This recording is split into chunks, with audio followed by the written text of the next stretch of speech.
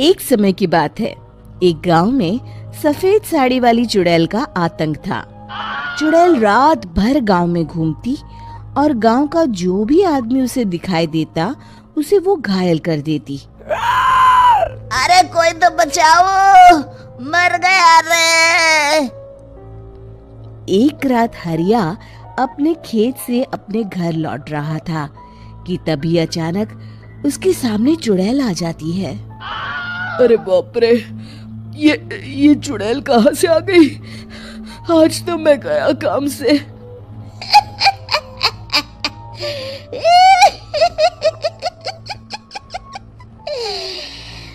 आज मुझे मेरा शिकार मिल गया। अरे चुड़ैल दीदी, मुझे छोड़ दो। जैसे ही चुड़ैल हरिया की तरफ बढ़ती है, हरिया वहां से भाग जाता है और अपने घर के दरवाजे पे पहुंचता है। अरे भगवान, जल्दी से दरवाजा खोलो, मेरे पीछे चुड़ैल पड़ी है। हरिया की पत्नी जल्दी से दरवाजा खोल देती है। अरे आप इतना हाफ क्यों रहे हैं? अरे मेरे पीछे चुड़ैल पड़ी है, आज तो मैं बाल बाल बच गया। जल्दी से सभी दरवाजे और सभी खिड़कियों को बंद करके बत्ती बुझा दो। तभी चुड़ैल हरिया के घर के पास पहुंच जाती है। अरे वो आदमी कहाँ गायब हो गया? मैं भी देखती हूँ आखिर कब तक बचेगा। मैं अपने शिकार को इतनी आसानी से नहीं छोड़ती। इतना कहकर चुड़ैल वहां से चली जाती है। वहीं दूसरी तरफ हरिया और उसकी पत्नी दोनों अपने घर की खिड़की से ये सब देख रहे होते हैं। अरे बाप रे, ये तो बड़ी डरावनी चुड़ैल थी। अगले दिन ये बात आग की तरह पूरे गांव में फैल जाती है और धीरे धीरे लोग चुड़ैल के डर के मारे शाम होते ही अपने घरों से बाहर निकलना बंद कर देते हैं। कुछ दिनों के बाद भाई, मैंने तो इस चुड़ैल के डर के मारे रात को अपने खेतों को पानी देना बंद कर दिया है। कहीं मेरी फसल सूख गई तो मैं तो कहीं का नहीं रहूंगा। साहूकार का कर्जा कैसे चुकाऊंगा? अरे भाई, पूरे गांव वालों का यही हाल है। पता नहीं ये चुड़ैल हमारे गांव में कहां से आ गई। फिर एक दिन गांव के पास वाली नदी के किनारे एक बहुत बड़े तांत्रिक के आने की बात कुछ गांव वालों को पता चलती है। वो लोग जाके ये बात गांव के मुखिया को बताते हैं। मुखिया जी, नदी के किनारे एक बहुत ही पहुंचे हुए तांत्रिक बाबा आए हैं। हमें उनसे मदद मांगनी चाहिए। मैंने सुना है वो बड़े बड़े भूतों और चुड़ैलों को अपने वश में कर लेते हैं। मुखिया जी सभी गांव वालों को लेकर उस तांत्रिक के पास पहुंच जाते हैं। ओम फट स्वाहा, ओम फट स्वाहा। तभी तांत्रिक अपनी बंद आंखों को खोलकर कहता है, क्या बात है? तुम सब लोग यहाँ क्यों आए हो? मुखिया जी उस तांत्रिक को सारी बात बता देते हैं। अच्छा, तो ये बात है। और तांत्रिक अपनी आंखों को बंद कर लेता है।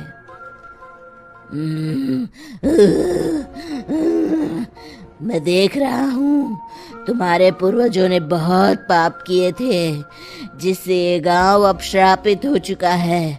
उसी के फल स्वरूप तुम्हारे गांव में चुड़ैल आई है। ये चुड़ैल बहुत खतरनाक है, ये किसी को नहीं छोड़ेगी। हे भगवान, मर गए रे, अब क्या होगा? तभी गांव के मुखिया जी कहते हैं, बाबा, इस चुड़ैल से हम सबको बचा लीजिए। कोई तो उपाय होगा। इसका सिर्फ एक ही उपाय है। सभी गांव वालों को बारी बारी हर दिन अपनी आधी फसल उस पहाड़ी के ऊपर बनी काली गुफा में छोड़ के आनी होगी, तभी उस चुड़ैल की भूख मिटेगी और श्राप का प्रभाव खत्म हो जाएगा और तुम सब जिंदा बच जाओगे। सभी गांव वाले उस तांत्रिक की बात को मान लेते हैं और वहां से चले जाते हैं।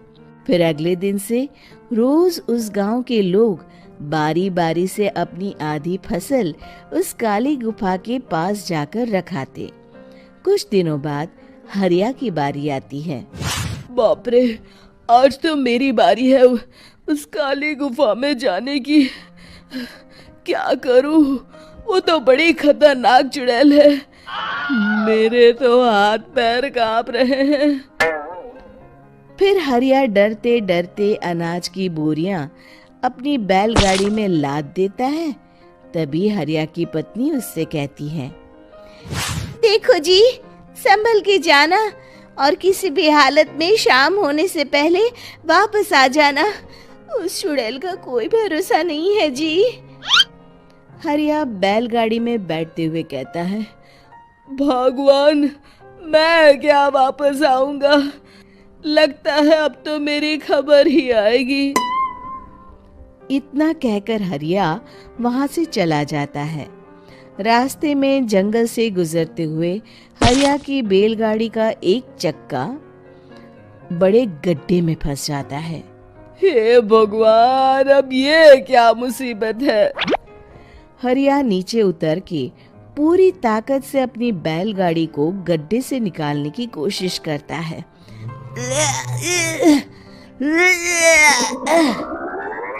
बहुत देर मेहनत करने के बाद हरिया की बैलगाड़ी उस गड्ढे से बाहर निकल जाती है। हे भगवान, अब तो शाम होने वाली है। आज तो मैं गया काम से। जैसे तैसे हरिया काली गुफा में पहुंच जाता है। अरे मर गया रे, यहाँ तो चारों तरफ डरावना माहौल है। मैंने यहाँ आने में बहुत देर कर दी, कहीं चुड़ैल नाराज ना हो जाए। हरिया अनाज की बोरियां वहां रख के जैसे ही जाने लगता है, तभी उसे किसी के आने की आवाज सुनाई देती है। हरिया एक कोने में छुपकर अंदर देखने लगता है। चुड़ैल वहां आती है और फिर अपने चेहरे से नकली चुड़ैल का मुखौटा निकाल देती है। हरिया ये देख के हक्का बक्का रह जाता है। तभी चुड़ैल कहती है, भैया यहाँ आना। आज तो बहुत अनाज आया है, इसे मिलाकर अब हमारे पास ढेर सारा अनाज जमा हो गया है। कल ही हम इसे शहर में बेच आएंगे और माला माल हो जाएंगे। तभी अंदर से नदी के किनारे वाला तांत्रिक बाहर आता है। अरे, ये तो तांत्रिक बाबा है। हाँ, अब तो हम दोनों की जिंदगी मजे में कटेगी। गांव वालों को बेवकूफ बनाना इतना भी मुश्किल नहीं था। लोग तो तुम्हें सच में असली चुड़ैल समझते हैं। हाँ, तुमने सही कहा। अब ये गांव वाले चुड़ैल के डर से जिंदगी भर इस काली गुफा में अनाज पहुंचाते रहेंगे। अच्छा, तो ये बात है। ये दोनों पूरे गांव वालों को बेवकूफ बना रहे हैं। अभी जाकर सबको बताता हूँ। हरिया उन दोनों की पूरी बातें सुन लेता है और जल्दी से वापस गांव में आता है। गांव वालों को पूरी बात बता देता है। इससे पहले वो दोनों हमारा अनाज लेकर शहर जाए, हमें उन दोनों को पकड़ना होगा। उधर दूसरी तरफ नकली तांत्रिक और नकली चुड़ैल बनी औरत एक बड़ी गाड़ी में सारा अनाज लाद के वहां से निकलने की तैयारी कर रहे होते हैं। जल्दी करो, इससे पहले हमें कोई देख ले। हमें यहाँ से निकलना होगा। और तभी वो दोनों देखते हैं कि सामने से सभी गांव वाले अपने अपने हाथों में मशाल लेके आ रहे हैं। दोनों बुरी तरह डर जाते हैं। रुक जाओ, तुम दोनों का भांडा फूट चुका है। अरे मर गए रे, ये गांव वाले कहाँ से आ गए? तुमने क्या सोचा इतनी आसानी से यहाँ से निकल जाओगे? ये अनाज हमने अपने खून पसीने से दिन रात खेतों में मेहनत करके उगाया है। दोनों मुखिया जी के पैरों में गिर जाते हैं। हमें माफ कर दीजिए, हम दोनों एक नंबर के कामचोर हैं, बिना मेहनत किए पैसे कमाना चाहते थे। हाँ हाँ, अब हम आगे से मेहनत मजदूरी करके पैसे कमाएंगे, हमें कुछ मत करना, हमें छोड़ दीजिए। इतना कह के दोनों गांव छोड़ के भाग जाते हैं और सभी गांव वाले फिर से खुशी खुशी रहने लगते हैं।